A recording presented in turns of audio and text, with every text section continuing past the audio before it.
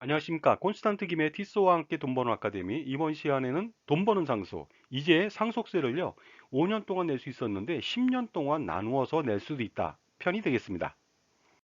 요즘 상속세 개정안이요, 국회 기획재정위원회를 통과했습니다. 따라서 국회 본회의 통과가 거의 확실시되고 있는데요. 그 내용에 대해서 알아보도록 하겠습니다. 첫 번째는요, 상속세 납부와 관련돼서 연부연납 기간에 대한 내용이 되겠습니다.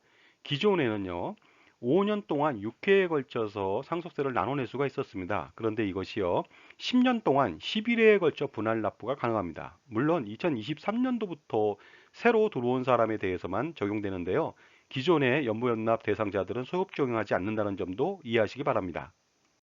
그렇다면 연부연납에 대해서요, 기존 방식하고 변경되는 방식을 한번 비교해 보도록 하겠습니다.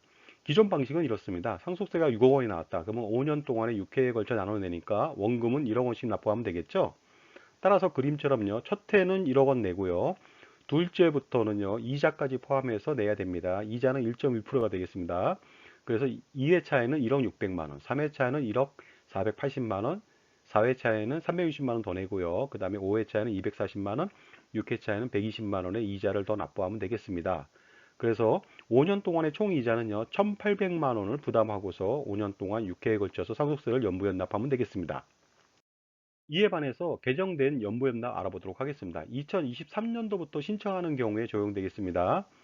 그 6억 원에 대해서 10일로 나누죠. 그러면 그 매년 납부해야 되는 상속세 연부연납액은요, 5,455만 원이 되겠습니다. 그래서 첫 해는 이자 없이 5,455만 원 내고 두 번째 해부터는요, 이자를 납부하죠. 그래서 6,109만 원.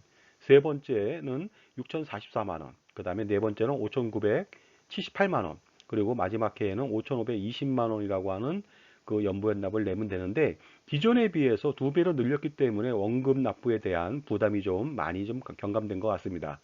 물론 연부연납 이자 총계는 3,600만 원이 됩니다. 하지만 어떻습니까? 5년에서 10년으로 나눠내니까 상당히 부담이 좀 많이 완화됐죠? 그리고 현금이 없어서 상속세를 물납으로 내는 경우가 있는데요. 보통 부동산 같은 경우를 많이 내는 경우가 있는데, 이제는 미술품도 물납이 가능합니다. 만약에 미술품이 상속재산에 포함되어 있다. 그러면 2023년도부터는요, 미술품도 물납이 가능한데, 물론 뭐 역사적으로나 문화적인 가치가 있는 것을 판단해서 선별적으로 받는다고 합니다.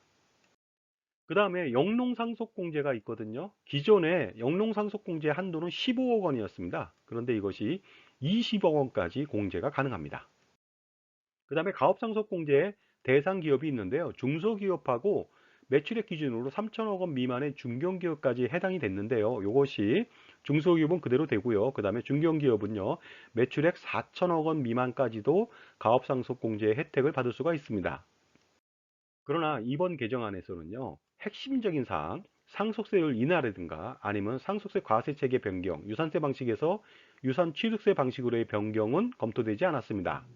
그리고요, 가업상속공제를 받은 경우 7년 동안 관리를 아주 심하게 받을 수가 있는데, 여기에 대한 완화안도 포함되지 않았습니다.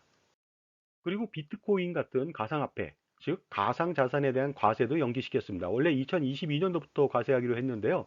이것이 1년 더 연기돼서 2023년도부터 과세되니까 참조하시기 바랍니다. 자, 지금까지요, 상속세 개정안에 대해서 알아봤습니다. 감사합니다.